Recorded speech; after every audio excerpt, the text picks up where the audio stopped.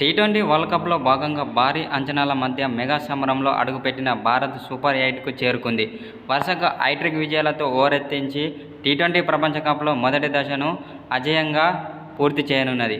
అయితే ఈ లీగ్ స్టేజ్లో కెనడాతో శనివారం తమ చివరి మ్యాచ్ ఆడనున్నది. ఈ పోరులో గెలిస్తే టేబుల్ టాపర్గా రోహిత్ సేన లీగ్ దశను ముగిస్తుంది. కెనడాతో మ్యాచ్ అనంతరం భారత జట్టు కరేబియన్ దీవులకు వెళ్తుంది. అక్కడే సూపర్ 8 పోర్లతో పాటు సెమీఫైనల్స్, ఫైనల్స్ ఆడాల్సి ఉంటుంది. ఈ నేపథ్యంలో టీమిండియా మేనేజ్మెంట్ కీలక నిర్ణయం తీసుకున్నట్లు తెలుస్తుంది. ఫ్లోరిడా నుంచి భారత జట్టు వెస్టిండీస్కు బయలుదేరే సమయంలో శుభమన్ గిల్, ఆవేశ్ ఖాన్ స్వదేశానికి తిరిగి రానున్నట్లు సమాచారం. శుభమన్ గిల్, ఆవేశ్ ఖాన్తో పాటు రింకు సింగ్, ఖలీల్ అహ్మద్ రిజర్వ్ ప్లేయర్లుగా టీ20 వరల్డ్ కప్కు ఎంపికైన విషయం తెలిసిందే. ఆటగాళ్లు ఎవరైనా గాయపడితే అందుబాటులో ఉండడానికి ఈ యువ ఆటగాళ్లను సెలెక్టర్లు జట్టుతో పాటు అదనంగా ఎంపిక చేశారు. అయితే రోహిత్ శర్మతో పాటు విరాట్ కోహ్లీ ఓపెనింగ్ చేస్తుండడంతో యశస్వి జైస్వాల్ బ్యాకప్ ఓపెనర్గా బెంచ్కే పరిమితమయ్యాడు.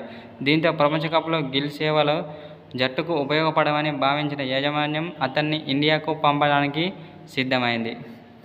గిల్తో పాటు ఆవేశ్ ఖాన్ను కూడా స్వదేశానికి పంపనుంది. వెస్టిండీస్లో పిచ్లు స్పిన్నర్లకు ఎక్కువగా అనుకూలిస్తాయి. దీంతో సూపర్ 8 నుంచి టీమిండియా ఇద్దరు పేసర్లతోనే బరిలోకి దిగే అవకాశాలున్నాయి. బుమ్రాతో హర్షదీప్ లేదా సిరాజ్లలో ఒకరు మాత్రమే తుది జట్టులో ఎంపికయ్యే ఛాన్స్ ఉంది.